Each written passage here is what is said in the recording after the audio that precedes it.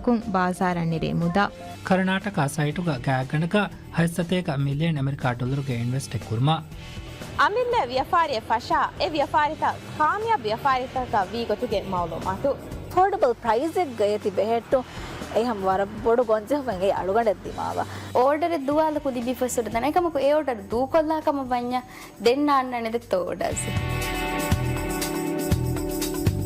కుంఫుడిత కుంకురియಗೆಂದ ತಫಾತು promotions ತಕ ವ್ಯಾಪಾರಿ courier wan కుంಫುಡಿತ కుంకురమంದ ಮಾಸೆಕೆತೋಗೆ ಮಾಲೂಮಾತ ಪೂನಾ ರಿಲೇಟೆಡ್ ಗ್ಯಾಗ್ ಗಡಕ ಹಂ ಮುರಿಹಾ ಪ್ರೊಡಕ್ಟ್ಸ್ ಎಬೋರಿ ಹುರಿಹಾ ಹಿದುಮತೆ ತನಕುಂ ಅಸ್ಲು ಫಾರ್ ಕೊದ್ದಿನಮುಗೆ ಮಕ್ಸದುಗ ಮಿ ಮೊಡ ಸ್ಪಷ್ಟ ಹೊಳುವಿಗೆ ಮಿದನೆ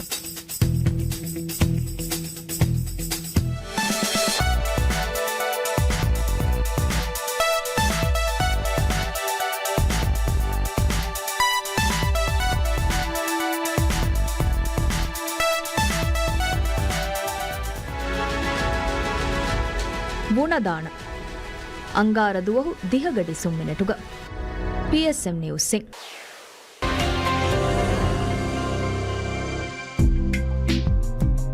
ಕುಕುಳು ಫಿಹಾರ ಗೆನೆಸ್ದೆನಿ ಗುಣದಾಣ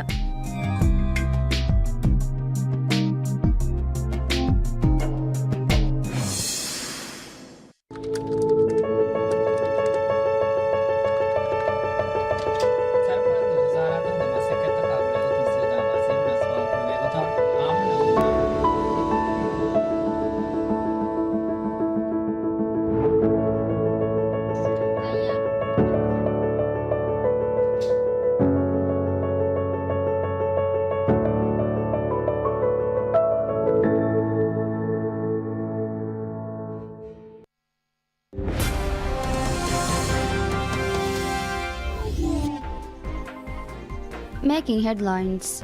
The president remarks that Huravide stands as a profound example of both loyalty to and betrayal of the nation. The president holds extensive discussions with local fishermen at the president's office. And the first lady officially launches the 5-year national action plan on antimicrobial resistance for 2024 to 2029.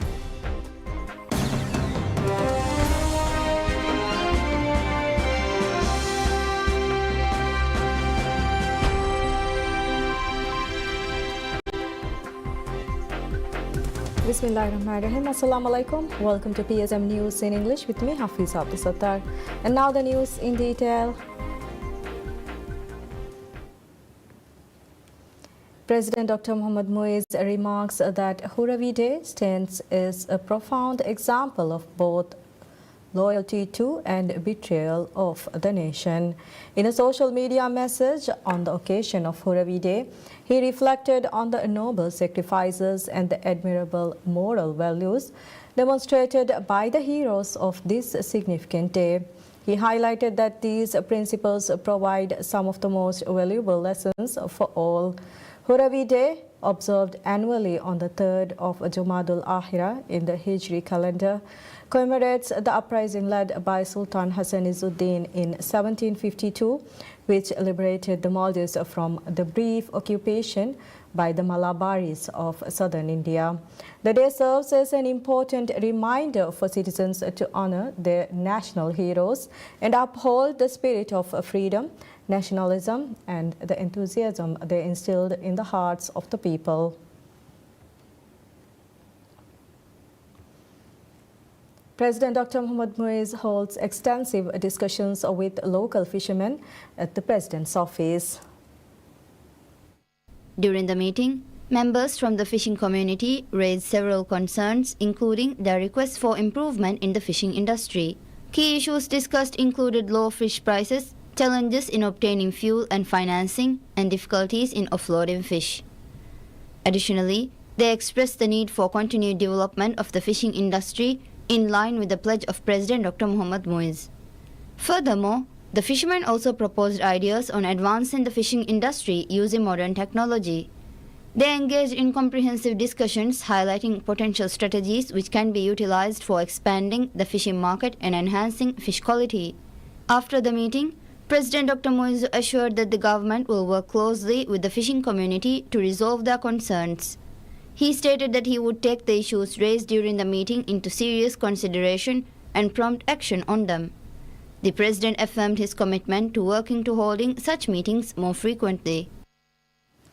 First Lady Sajida Mohammed officially launches the 5-year National Action Plan on Antimicrobial Resistance for 2024 to 2029.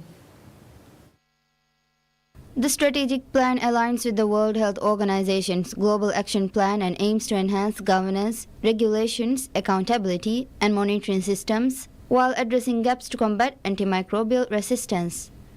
Decisions have been made to ensure the effective implementation of the plan to address the national challenges posed by antimicrobial resistant bacteria.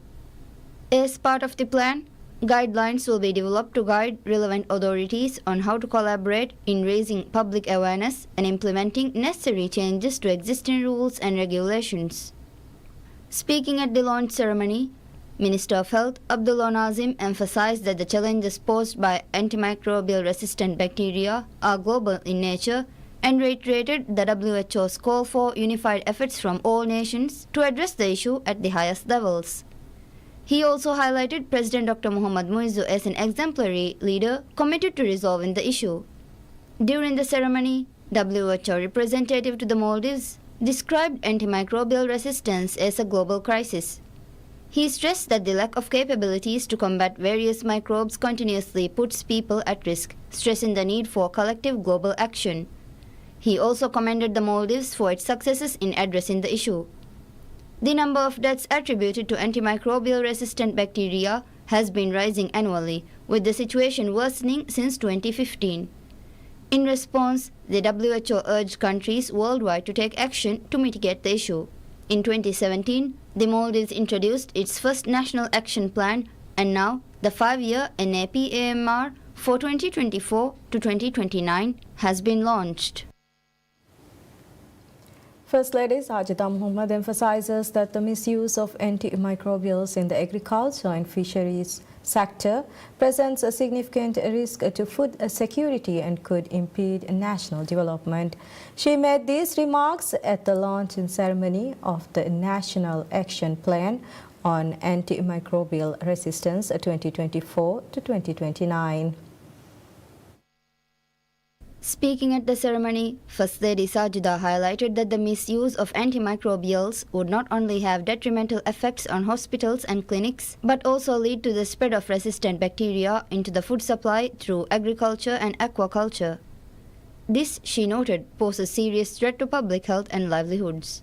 She also pointed out that such misuse could negatively impact tourism and hinder overall national development. Furthermore, First Lady Sajida stated that the National Action Plan adopts the One Health approach, emphasizing the interconnectedness of human, animal, and environmental health. She explained that the plan ensures an integrated response to AMR, fostering collaboration across healthcare, agriculture, and environmental management sectors. First Lady Sajida elaborated that addressing AMR is not only a public health priority, but also an economic necessity. Building synergies and fostering collaboration among stakeholders, pooling resources, sharing knowledge, and driving innovation are crucial to successfully implement the One Health approach. During the ceremony, the First Lady officially launched the 5-year National Action Plan on Antimicrobial Resistance for 2024 to 2029. Building on earlier efforts, the plan aligns with WHO's Global Action Plan and aims to enhance governance, regulations, accountability, and monitoring systems while addressing gaps to combat antimicrobial resistance. Ministry of Tourism announces that over 1,000 beds have been brought into the tourism industry this year. Statistics released by the Tourism Ministry indicated that a total of 13,657 beds were operating in 809 guest houses in the beginning of this year. In the latest daily update report released by the ministry, a total of 15,325 beds were operating in in 909 guest houses as of December 2nd. Hence, this is an increase of 1,214 beds compared to the start of this year. Furthermore, additional 100 new guest houses were inaugurated this year. While several beds have been brought to operations in the tourism industry, the total number of beds in the industry under operations have increased to 62,864. Therefore, the registered bed capacity for tourism is 62,864 beds. This includes 42,539 beds in the resorts and 15,325 in guest houses and 3,044 beds in safaris and 1,956 beds in hotels. Meanwhile, tourism facilities currently operational include 171 resorts, 909 guest houses, 155 safaris and 14 hotels.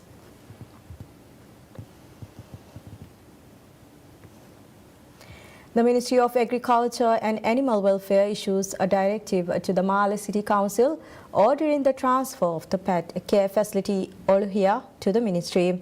The development of this modern pet care facility was initiated by the ministry and contracted to the City Council.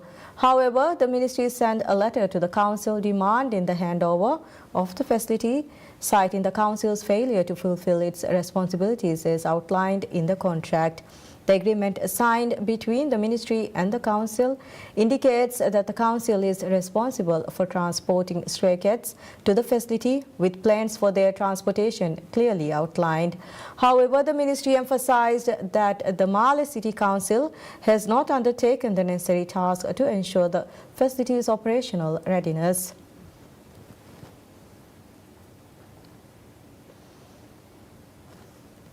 Maldives Marketing and Public Relations Corporation MMPRC promotes the Maldives luxury offerings in international luxury travel market. ILTM's flagship show, ILTM Cannes 2024, held in France. ILTM Cannes 2024 is a premier luxury travel trade show attracting key players from the luxury travel sector, including travel advisors and luxury travel brands across the globe. MMPRC noted that the event provides a significant platform to conduct in-person business meetings, educational sessions and networking events with the French travel trade and beyond. The corporation stated that a total of 12 representatives from 7 companies from the tourism industry are actively engaging in the event, promoting their high-end products and services. The Maldives is renowned worldwide as the most desirable luxury destination, providing an array of unforgettable experiences to travelers. MMPRC's participation in ILTM Cannes 2024 aims to target affluent travelers, reinforce the Maldives' luxury positioning, and showcase exceptional experiences available. The Maldives stand at ILTM Cannes 2024 highlights the pinnacle of luxury tourism through visually stunning displays of opulent resorts, exclusive live abroad experiences, and the destination's breathtaking natural beauty.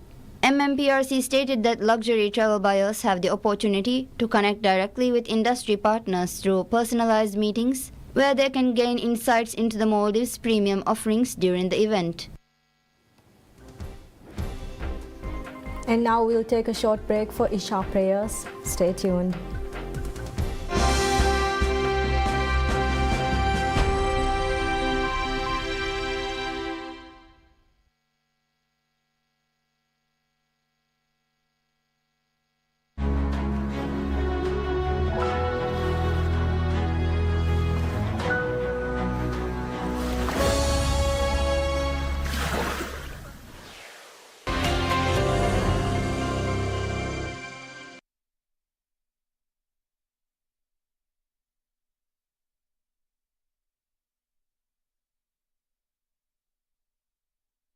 الله أكبر الله أكبر الله أكبر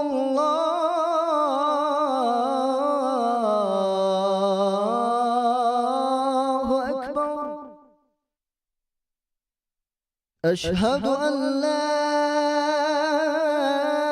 إله إلا الله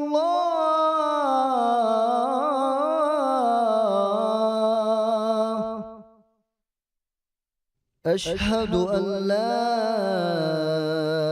إله إله إلا الله أشهد أن محمد رسول الله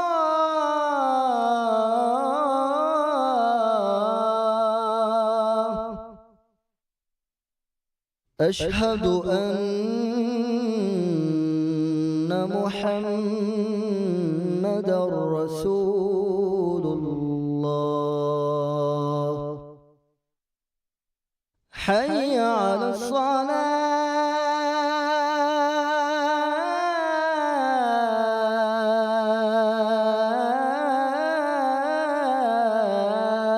الصلاة حي على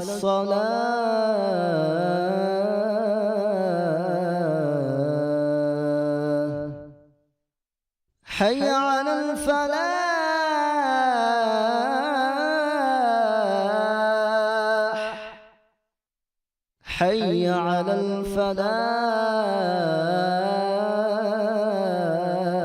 الفلاح الله أكبر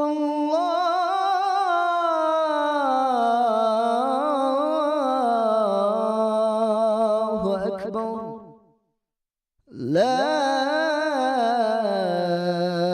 إله إلا الله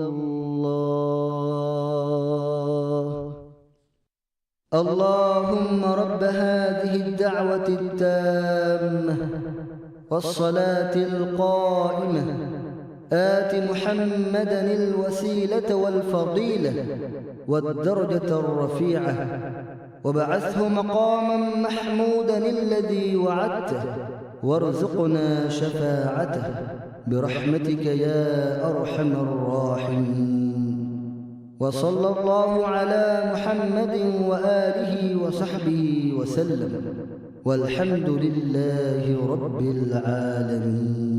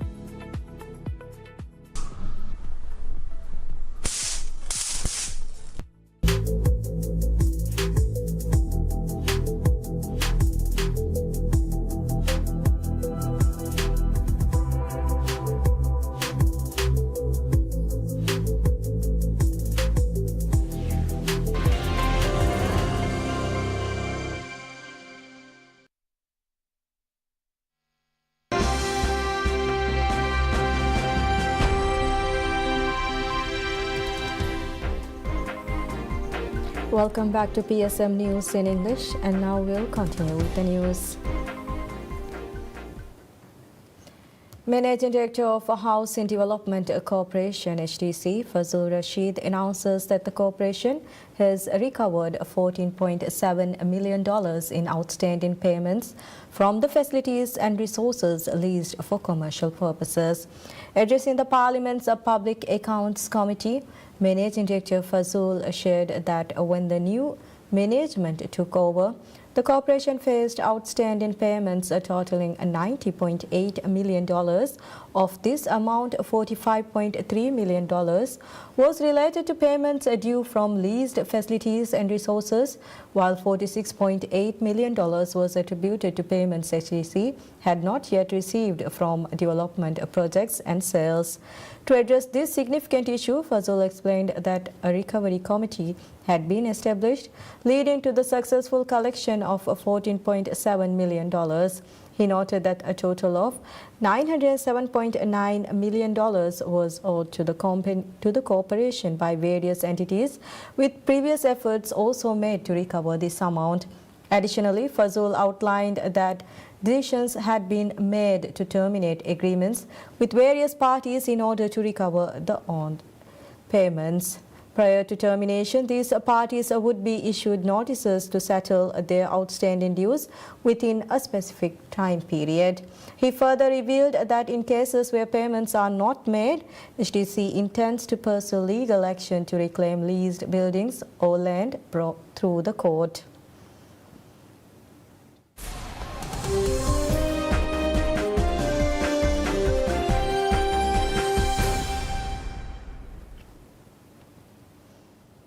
The S&P 500 and Nasdaq eked out record closing highs on Tuesday, with the tech-related shares extending recent gains as investors awaited further jobs data.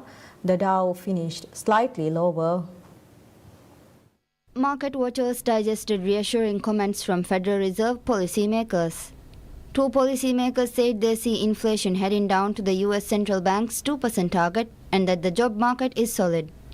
They stayed away from signaling whether they would support another interest rate cut later this month. Fed Governor Christopher Waller said he was inclined at present to support another rate cut this month. Investors will pay close attention to the U.S. monthly employment report on Friday. They also are keen to see other data this week, including a November reading of private payrolls and the Institute for Supply Management Services report. A report on Tuesday showed U.S. job openings increased solidly in October, while layoffs dropped by the most in 1.5 years.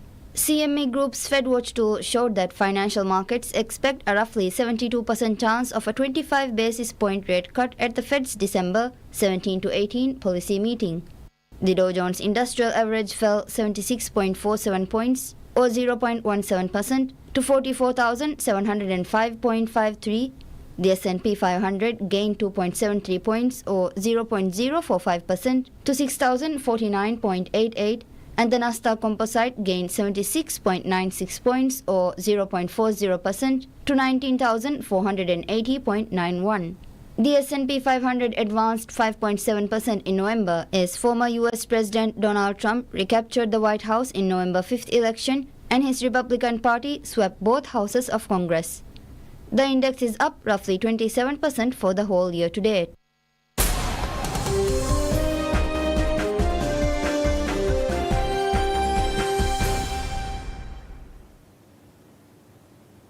The United Nations is seeking $47 billion in aid for 2025 to help millions fleeing conflict and battling starvation, at a time when this year's appeal is not even half funded, and aid officials fear cuts from Western states, including top donor the United States under President-elect Donald Trump.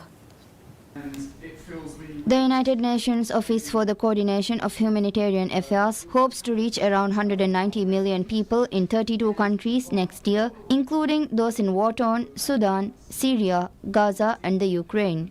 The UN estimates that 305 million people are in need of humanitarian aid in the world, but the appeal had left out some 115 million people whose needs the agency cannot realistically hope to fund. So the world is on fire. And this is how we put it out. We'll launch the Global Humanitarian Overview this week. And it fills me with a mixture of shame, dread, but also hope. The reality is, as you know well, that we are dealing with a polycrisis right now, globally. And it is the most vulnerable people in the world who are paying the price. According to UN data, the UN Humanitarian Agency is the fourth biggest appeal in history, with the biggest being $56 billion in 2023. Aid is just one part of the total spending by the United Nations, which has for years been facing a core budget shortfall due to unpaid dues from states. UN data shows Washington is by far the biggest donor to the aid budget, giving over $13 billion so far this year, or over 45% of the total received. During Trump's first term, the US cut some UN budgets, but not to the global humanitarian appeal. Asked specifically about Trump's impact, Fletcher said he doesn't believe that there isn't compassion in these governments which are getting elected, adding that he planned to spend time in Washington engaging with the new administration.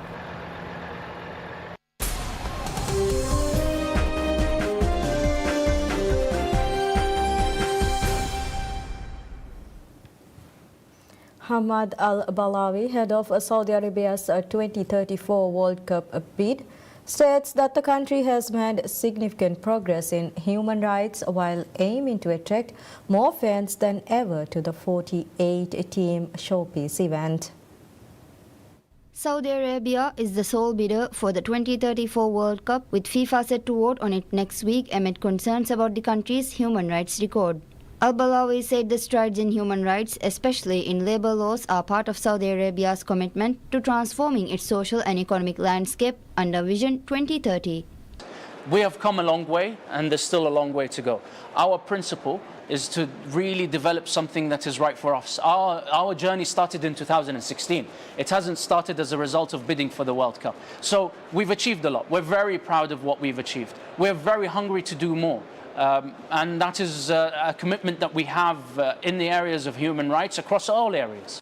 Amnesty International and the Sport and Right Alliance (SRA) said last month that FIFA must hold the process to pick Saudi Arabia as host of the 2034 tournament unless major human rights reforms are announced before the vote. Al-Balawi said the World Cup will be held in a safe and family-friendly environment where visitors will enjoy both inside and outside the stadium, regardless of the sale of alcohol, which was banned at the 2022 World Cup in neighboring Qatar. Al-Balawi also pointed out to the rapid development of Saudi women's football and its infrastructure as an example of the country's development and social changes.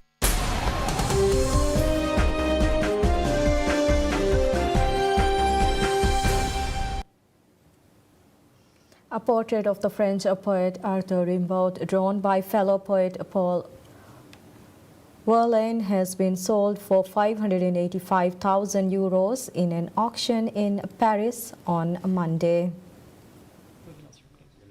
The portrait of the French poet was sold for $930,516 in an auction in Paris. The poet smoking a pipe is one of the 17th century poet's best-known images, having been chosen by Verlaine as the front cover of Rimbaud's complete poems, but the original had never been shown in public. According to Drode Auction House, the sketch was sold after a long auction battle for much more than the original, $100,774 to $215,548 estimate. The piece belonged to the former director of Claude Monet Foundation, Hugues Gall, and was hung in his office outside Paris. It will now go to a private collection.